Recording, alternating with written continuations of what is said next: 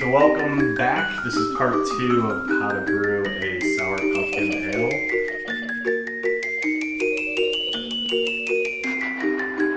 We brewed this Monday, added the lacto probably around 6:30 or 7 Monday evening.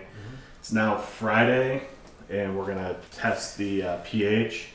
Tested it Wednesday, we were at 3.92. Tested it Thursday morning, we were at 3.63, and it's now Friday morning, so this is stabilized. So we're at 3.51, which is pretty much a good place to be, I believe. Here's a list of the level of sourness you can expect versus the level of acidity. So a pH of 3.6, mildly sour, 3.5, semi-sour, which is where we are now. Which is where we're sitting. 3.4, getting there. 3.3, you got to like sours to be here. And 3.2, you got to love sours to be here. So we're on the more mild end of the sour scale. Yeah. Which is fine. We've smelled this and, well, we've tasted it as well, which in fact, we would probably recommend against doing. The issue with tasting sour beer while it is developing is that it hasn't been Pasteurized. Boiled.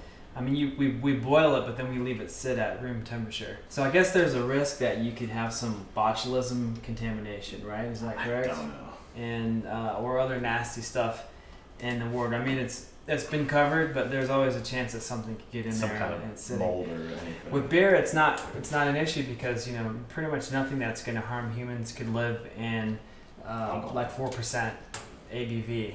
Yeah, alcohol. so there's no alcohol. But there's no alcohol in this, so you're not really supposed to taste it. I did it anyway. I sacrificed my potential health and well-being for the cause, the greater good. And you smelled it previously. And you can smell it as well. If it's bad, you're gonna get a dirty diaper or some nasty smells going on. So it's, I think, perfect for what we're going for. Hopefully, I would say it's mildly sour, and I think it's like that perfect level of sourness. Yeah, an experiment all around. So I think it'll work out really well.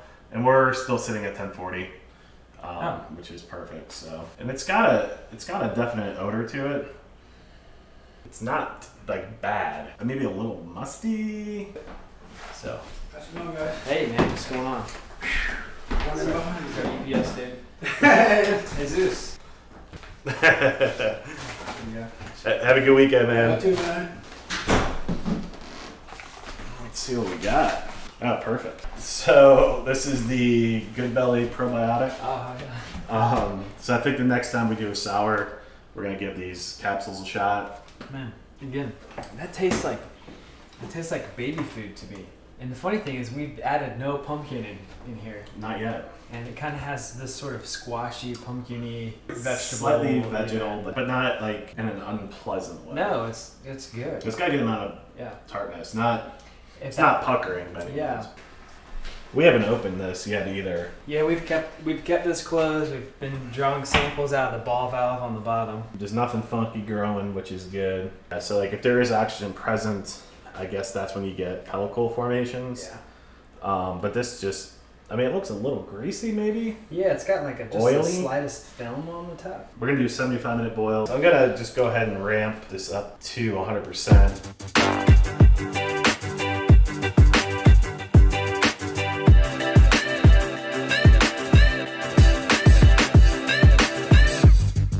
So we were gonna add hops.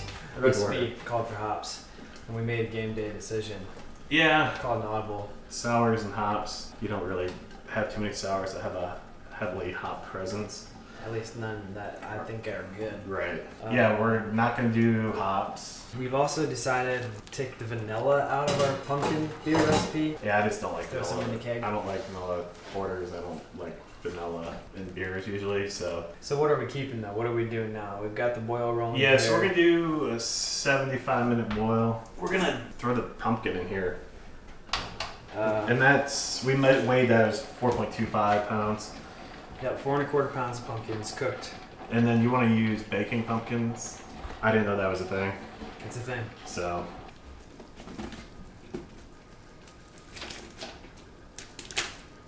Try it. It's pretty good.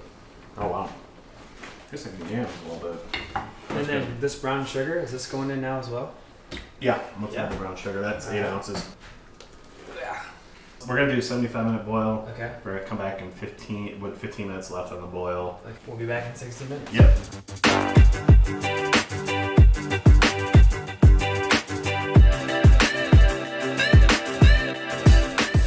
Alright. Doesn't smell like a normal brew. It does not. No, yeah, It's super sour smelling. Um, Pumpkin didn't really break apart like I thought it would. No, a little bit, but Yeah, I guess if we give it a good stir. yeah, let's do that. So we've got 15 minutes left here. I'm gonna throw in the yeast nutrient, and I just followed the directions on the package. It said to rehydrate it, so I rehydrated it. And then we're gonna recirculate through the pump. We PPW and star sand Yep. our lines and whatnot. In the wort chiller, but I just prefer to sterilize it with boiling wort for about the last 10-15 minutes. So I'm just gonna open up the ball valves, make sure everything's hooked up. Yeah, this is just an additional step we take. Just a precautionary measure. And then I'm gonna put the lid back on just to bring that up to a heavy boil.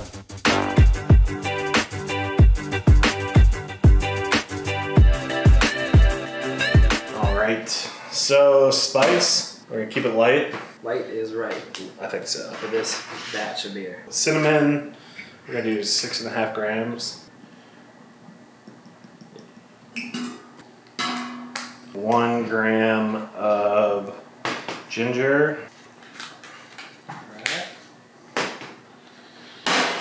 1 gram of this guy. Man, that smells pumpkin-y. Yeah, it's been the weirdest smelling brew day ever. So we'll let that boil for 5 a minutes? couple minutes, yeah. And then, so we've been boiling 5 minutes after we put the spices in. It smells really good. Those. We're gonna kill the element. Kill the element. And we're gonna turn on the chilling water. Yeah, we're gonna let the entire kettle cool a little bit, and then we're gonna pop it into the fermenter once we maybe knock like 20 degrees off this. All right, ready to start pumping this stuff into our fermenter.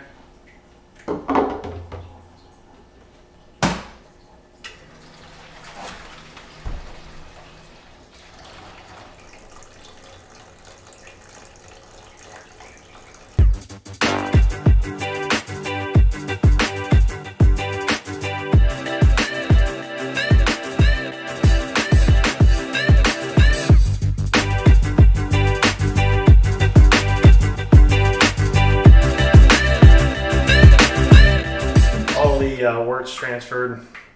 I got a yeast starter that I decanted with WLP002. So we're gonna pitch that in. Gonna try not to add my stir bar. Very good. Oh, well, that's why I had more than one. All right, so there should be plenty of good healthy yeast in there. We're gonna ferment this, I don't know, between 65 and 68 I think is the preferred strain temp. And where are we at right now? So we're at 70, which is on the high end, but I'm gonna throw it in the chamber right now and it'll drop fairly quickly. We'll toss it in the chamber right now.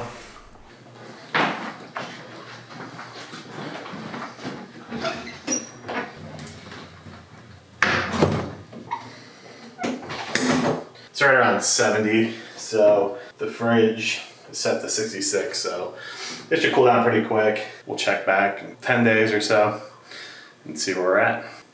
Happy Friday.